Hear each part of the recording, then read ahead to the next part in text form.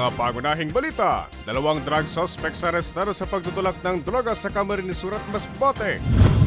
Lalaki sa San Fernando, Camarines Sur, pinagtatagan ng kanyang kainuman. Biktima na pagbalingan umano ng galit ng suspect. 4 na araw nang nawawalang lolo, bangkay na ng matagpuan sa Iriga City. Mini rally sa Bayan ng Daraga, pinangunahan ni Albay 2nd District Representative Candidate Christopher Kituko.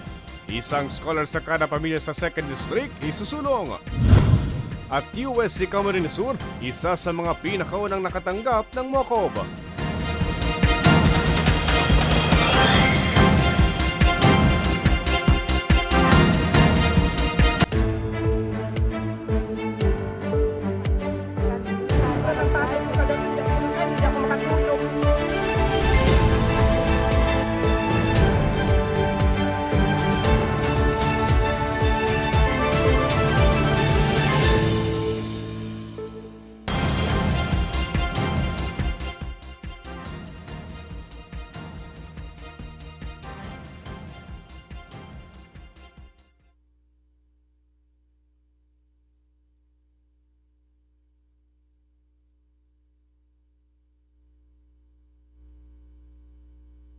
Iriga City.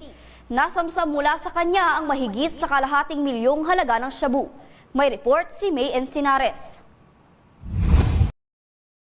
Arestado ang isang lalaki sa ikinasang buy-bust operation sa Zone 4 Elizabeth Street, Barangay San Isidro, Iriga City, alas 12:40 kaninang madaling araw. Kinilala ang suspect na si alias Otto, 46 anyos, karpentero at residente ng Zone 6 parehong lugar. Ayon sa ulat mula sa Iriga City Police Station, isinagawa ang buy-bust operation sa bahay ng pinsan ng suspect, lugar kung saan ginagawa ng suspect ang mga transaksyon nito sa pagbebenta ng ilegal na droga. Nakuha sa posisyon ng suspect ang 4 na piraso ng heat-sealed transparent plastic sachets ng hinihinalang shabu na may bigat na 100 gramo o nagkakahalaga ng 680,000 pesos.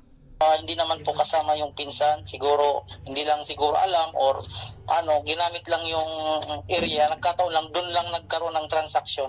Napagalaman din na dati nang naaresto ang suspect sa parehong kaso noong 2019 at kakalaya lang noong nagdaang taon.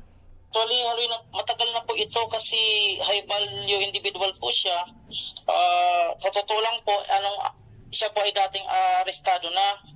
Kalalaya pa lang last year, 2024, base po kang investigador.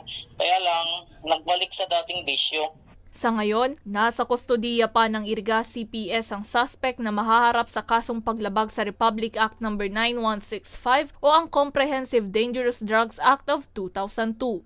Para sa mga balitang Tatak, Bicol, May Encinares. Sa Kawayan, Masbate, arestado rin ng isang tulak matapos na makuha rin sa posisyon niya ang mahigit sa 100,000 halaga ng shabu. Narito ang aking report. Arestado ang isang drug suspect sa isinagawang operasyon ng kapulisan sa Barangay Mactan, Kawayan, Masbate, bandang alas 5:39 ng umaga nitong Lunes, Abril 14. Kinilala ang suspect na si alias Bongbong, 49 anyos, residente ng Purok 3, Barangay Kawayan, parehong bayan. Nakumpiska sa posisyon niya ang 4 na sachets ng pinaniniwala ang shabu na may timbang na 21.41 grams na nagkakahalaga ng 143,000 pesos. Bukod sa iligal na droga, nakuha rin sa kanya ang isang hindi rehistradong caliber 38 na baril na walang serial number. Ayon kay Police Master Sergeant Joseph Laurio, Chief of Police ng Kawayan Municipal Police Station, itinuturing na high-value target si Bongbong at kasama sa Regional Recalibrated Priority Target List at dati na ring drug surrendery. So ito pong request natin is file to inquest proceedings sa Masbate Prosecutor's Office po. Isinagawa ang search and seizure operation sa bisa ng search warrant na ibinaba ni Honorable Teofilo Tambago, Acting Presiding Judge ng RTC Branch 49 Kataingan, Masbate noong April 10, 2025. Naging matagumpay naman ang operasyon dahil sa pinagsanib na puwersa ng Kawayan MPS, Masbate 2nd PMFC, 502nd MC RMFB 5 at sa koordinasyon sa PIDEA Bicol. Nasa kustudiya pa ng Kawayan MPS ang suspect para sa kaukulang disposisyon. Naharap siya sa kasong paglabag sa Republic Act 9165 o ang Comprehensive Dangerous Drugs Act of 2002 at Republic Act 10591 o Possession of Firearms. Para sa mga balitang Tatak, Bicol, Angeline Dagta. Nagpapagaling pa ngayon sa ospital ang isang lalaki matapos na pagtatagai ng kanyang kainuman. Lumalabas naman sa investigasyon ng PNP na napagbalingan lamang ng galit ng sospek ang biktima. Ang buong detalye sa report ni May Encinares. Pinagtataga ang isang lalaki habang nakikipag-inuman sa Barangay Alianza, San Fernando, Camarines Sur, alas 6:45 kagabi. Kinilala ang biktima na si Boy. Hindi niya tunay na pangalan, 38 anyos. Kinilala naman ang suspect na si alias Leo, 45 anyos, parehong residente ng nasabing lugar. Batay sa ulat ng San Fernando Municipal Police Station, nag-iinuman ang biktima at ang suspect sa bahay ng kapatid ng biktima. Maya-maya'y umuwi umano ang suspect at nang bumalik sa inuman ay may bitbit na itong itak. Makalipas ang ilang minutong pagkakaupo ay doon na nito inundayan ng taga ang biktima. Nakatakbo pa ang biktima subalit hinabol pa umano ito ng suspect. Ang una po kasi yung nangyaring nataga doon sa loob ng kusina, tumakas yung biktima. Ngayon, may mga tao na dumating. Pinag-first aid na yun. O pinintahan ulit ng suspect, tinaga ulit. O nagtakbuhan na yung mga tao. Yun ang nadatnan namin. Lumalabas rin sa investigasyon na nagkaroon ng mainit na pagtatalo ang suspect at ang asawa nito. Dala ng galit ay napagbuntungan umano ng galit ng suspect ang biktima. Agad naman na naaresto ang suspect. Lumalabas din po kasi na yung suspect, pag yung pag-alis niya, nag-away sila ng asawa niya. Kaya yung bumalik siya doon sa inuman, yun na, yung nangyari na yung pananaga niya sa biktima. Sa ngayon, nagpapagaling pa ang biktima sa ospital habang nasa kustudiya na ng San Fernando MPS ang suspect na posibleng maharap sa kasong frustrated murder. Para sa mga balitang Tatak, Bicol, May Encinares. Ilang pasahero sugatan matapos masalpok ng kotse ang isang jeep sa Naga City. At 29 anyos na lalaki sa Legazpi City, arestado sa paglabag sa Bausi. Yan at iba pa ang balita sa pagbabalik na Bicol Online TV.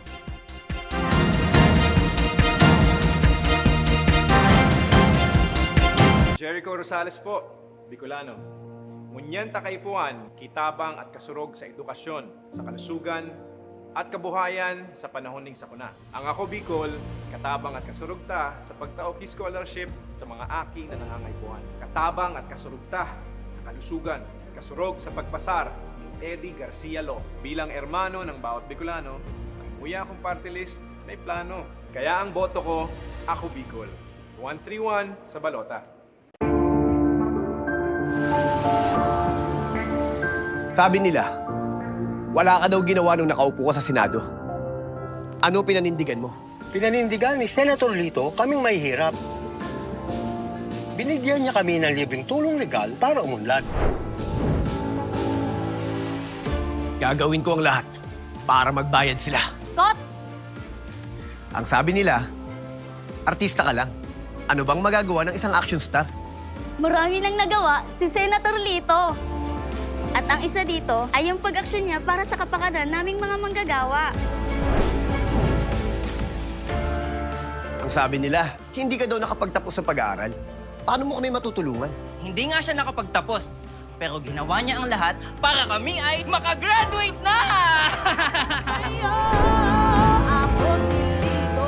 Ilan lang yan sa maraming nagawa ni Senator Lito Lapid. Dumanas ka man ng hirap. Lahat ng sabi-sabi sa'yo, inaksyonan mo. Kung ako'y nakaahon, kaya nyo rin. Kaya natin lahat lumaban at umunlad. Tatak Lingkod Lapid, Supremo ng Senado. Lito Lapid, number 35 sa balota. Lito, Lito, Lito Lapid! Lito, Lito, Lito Lapid! Lito, Lito, Lito Lapid!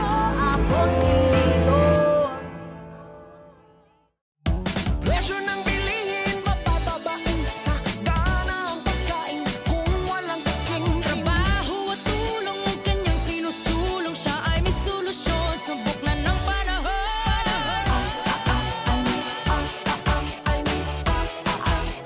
39!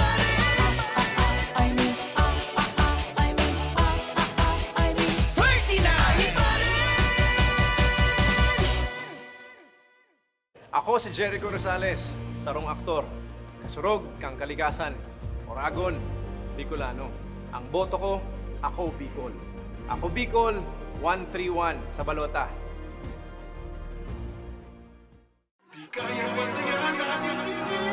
Ganito dapat kasarap ang buhay. Madaming pagkain kasi kayang-kayang bilhin. Iboto natin si Kiko. Titiyakin niyang muli saganang ani at supply ng pagkain sa mababang presyo. Hindi tayo Pilipino kung wala tayong baon. Sino nang ready mag-Sharon? Alutin mo ako ng hiwaga ng iyong pagmamahal. Pag may Kiko, May Sharon ka. Number 51 sa balota. Wala kayo sa idol ko. Nakapag-exam ako kahit kulang pa yung tuition. May 10,000 allowance tayo para sa teaching supplies. Sa batas si Idol, palagi nang valid ang mga certificate. May cash grant pa ako kahit wala pa akong 100 years old. Yung idol ko ang gumawa ng helmet law, kaya marami nang naisalba ito. Sino ba yung idol mo? Si Senator Bong Revilla. Pinoy, kayo, ang idol ko. Bong Revilla po, number 11 sa balota.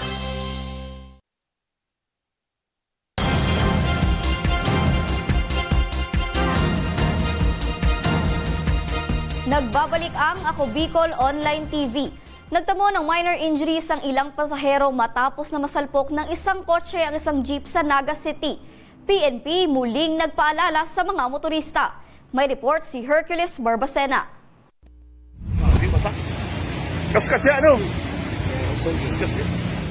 Sugatan ang ilang pasahero matapos na masalpok ng kotse ang likurang bahagi ng jeep na ito sa barangay Peña Francia Avenue, Naga City, alas 10:44 ng umaga kahapon. Wasak rin ang unahang bahagi ng kotse sa lakas ng pagbangga. Lumalabas sa investigasyon ng Naga City Police na bigla na lamang huminto ang jeep at hindi naman agad natansya ng kotse na nauwi sa aksidente. Pasahero. Kasi dito sa banda ng Peña Francia Avenue, dito yung mga schools, lalo na itong Naga College Foundation, itong DISCAF at itong Camarines National High. So usually talaga maraming pasahero dito. Subalit kahapon dahil nasa makipasa na tayo, kukunti yung dumaraan sasakyan, kaya siguro mabilis ang tatakbo ng mga dumaraan dito kahapon. Subalit hindi napansin itong kakotse na biglang tumigil o huminto sa kanyang harapan itong kanyang sinusundan jeep na sanhin na rin ang pagkakabangga niya dito sa likurang bahagi. Agad naman na narespondihan ang insidente. Bawang nagtamo ng minor injuries ang ilang pasahero, ligtas naman ang dalawang driver. Muli namang nagpaalala ang PNP sa mga motorista at iba pang gumagamit ng kalsada na mas maging alerto lalo na ngayong Semana Santa, kung saan mas maluwag ang daan. Para sa mga balitang Tatak Bicol, Hercules Barbacena. Isang 70 anyos na lolo ang natagpuang patay sa isang ilog sa Iriga City. Biktima, 4 na araw na umanong nawawala. May report si Rose Bilista. Patay na ng matagpuan ang isang nawawalang lolo sa Iriga City. Alas 9 ng umaga kahapon nang madiskubre ang bangkay ng biktima sa mabatong bahagi ng ilog sa Zone 3 Sitio Sabang, Barangay Santa Maria, parehong lungsod ng isang napadaang concerned citizen. Ang biktima ay isang 70 anyos na balo, magsasaka at residente ng naturang barangay. Batay sa ulat ni PCMS Salvador Ampongan Jr. Biyernes, April 11 ang may ulat ang pagkawala ng biktima. Sa pakikipag-usap naman ng mga otoridad sa naiwang pamilya, napag-alaman ring may sakit itong Alzheimer's disease. Haloy na po ining nawawara. Reported na po ito dito sa police station noong April 11 pa po. Actually, matagal na po itong hinahanap ng family. Yung mga kalapit bahay nga tumutulong na. Hanggang sa noong kahapon, nakita na po, nahanap na po itong nawawalang lolo na andun na pala sa mga 800 meters away sa bahay nila na sa may medyo mataas po siya, matirik daw, na nahulog base sa investigasyon. Isa sa ilalim ang biktima sa postmortem examination upang matukoy ang sanhi ng pagkamatay nito. Para sa mga balitang Tatak Bicol, Rose Bilista.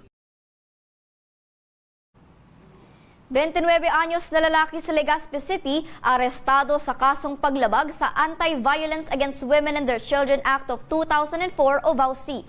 May report si Hercules Barbacena. Himas karsel ang isang 29 anyos na lalaki matapos na arestuhin ng mga tauhan ng Legazpi City Police Station sa Barangay Rizal, Legazpi City. Kinilala ang sospek na si alias Mando, residente ng Barangay 15 Ilawod, parehong lungsod. Ayon kay Police Executive Master Sergeant Carlos Panya, tagapagsalita ng Legazpi City Police Station, inaresto ang akusado sa bisa ng warrant of arrest para sa kasong paglabag sa Anti-Violence Against Women and Their Children's Act of 2004 o VAUC. Yung sa mga ganitong uri ng kaso, ito yung violensya laban sa mga may asawa o di naman kaya sa mga anak. So, malimit na marami tayong mga ganitong uri ng kaso na naisasampa dahil na rin sa merong problema sa loob ng pamilya. So, ito yung ating panawagan sa kanila na kung maigi, pag-usapan muna sa loob ng barangay para hindi na po umantong sa korte yung pagpasasampa ng kaso. Nasa kustodiya pa ng Legazpi CPS ang sospek para sa kaukulang disposisyon. 72,000 pesos naman ang inerekomendang piyansa sa korte para sa kanyang pansamantalang kalayaan. Para sa mga balitang Tatak Bicol, Hercules Barbacena. Mini rally sa bayan ng Daraga, pinangunahan ni Albay 2nd District Representative Candidate Christopher Kituko. Isang scholar sa kada pamilya sa 2nd District isusulong. At DOST Camarines Sur, isa sa mga pinakaunang nakatanggap ng MOCOB. Yan at iba pa ang balita sa pagbabalik na Ako Bicol Online TV.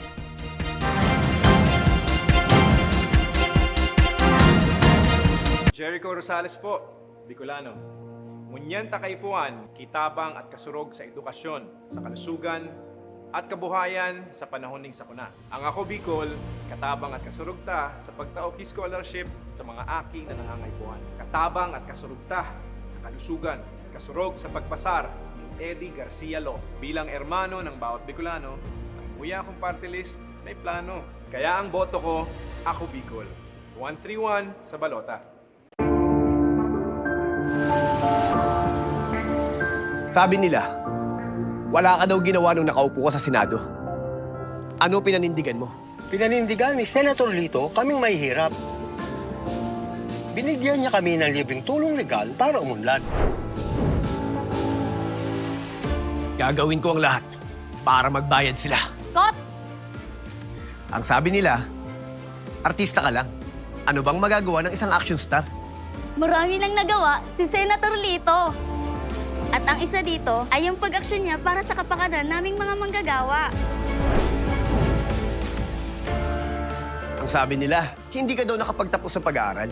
Paano mo kami matutulungan? Hindi nga siya nakapagtapos, pero ginawa niya ang lahat para kami ay makagraduate na! Ilan lang yan sa maraming nagawa ni Senator Lito Lapid. Lito Lapid. Dumanas ka man ng hirap. Lahat ng sabi-sabi sa'yo, inaksyonan mo. Kung ako'y nakaahon, kaya nyo rin. Kaya natin lahat lumaban at umunlad. Tatak Lingkod Lapid, Supremo ng Senado. Lito Lapid, number 35 sa balota. Lito, Lito, Lito Lapid! Lito, Lito, Lito Lapid! Lito, Lito, Lito Lapid!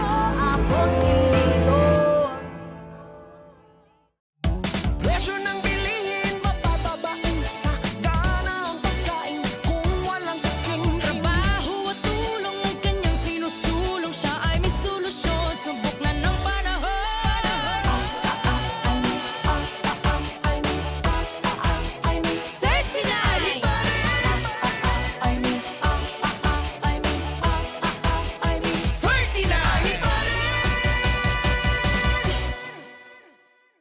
Ako si Jericho Rosales, sarong aktor, kasurog kang kalikasan, Oragon, Bicolano.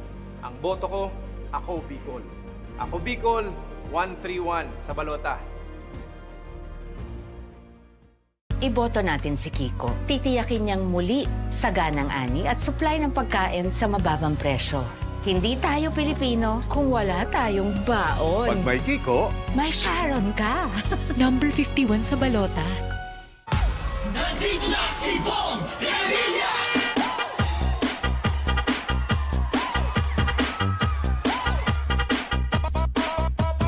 Bong Revilla po, number 11 sa balota.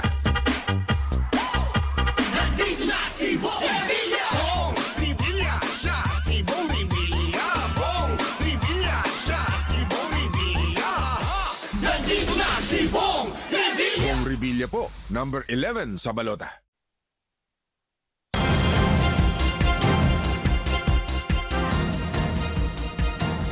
Nagbabalik ang Ako Bicol Online TV.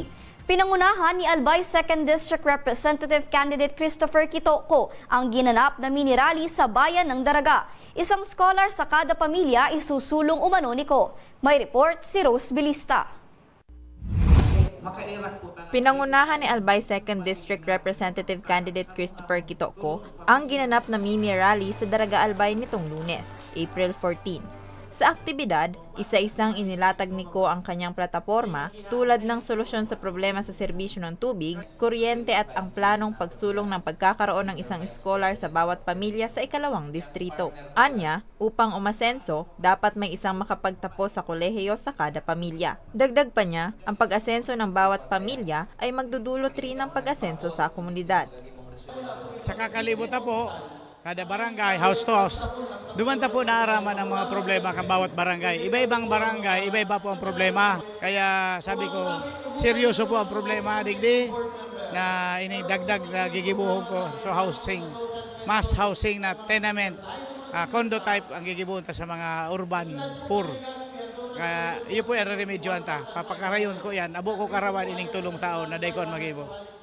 Si Ko ay isa sa mga miyembro ng Lakas Christian Muslim Democrats at isa sa mga dating kongresista ng Ako Bicol Party List. Para sa botanteng si Ira, mahalaga ang mga ganitong pagtitipon upang mas maintindihan ng mga tulad niyang botante ang mga platapormang inilalatag ng mga kandidato na makakatulong upang mas makapili ng nararapat sa pwesto. Okay, ang importansya ng pagkakaroon ng ganitong pagtitipon is not, hindi lang makilala yung mga kandidato, but also ma-introduce din nila kung ano yung mga platforms nila. And also, since we're voters, it is our rights not just to know their names, but also to know their platforms, to know their intentions, and makita natin if aligned ba yung mga platforms or programs, projects, and activities nila sa pangangailangan ng ating lipunan. Samantala, kasama ni Ko sa nasabing aktibidad si Daraga Mayoral Candidate Lalbaldo at ang mga kasamahan nito sa Team Arangkada Banwa. Maasahan ta po ang padagos na pag-arangkada sa Banwa sa Daraga. Kaiba po yading linyadang yadi ang makaskas, dangan maaasahan, dangan serbisyong arani sa tao.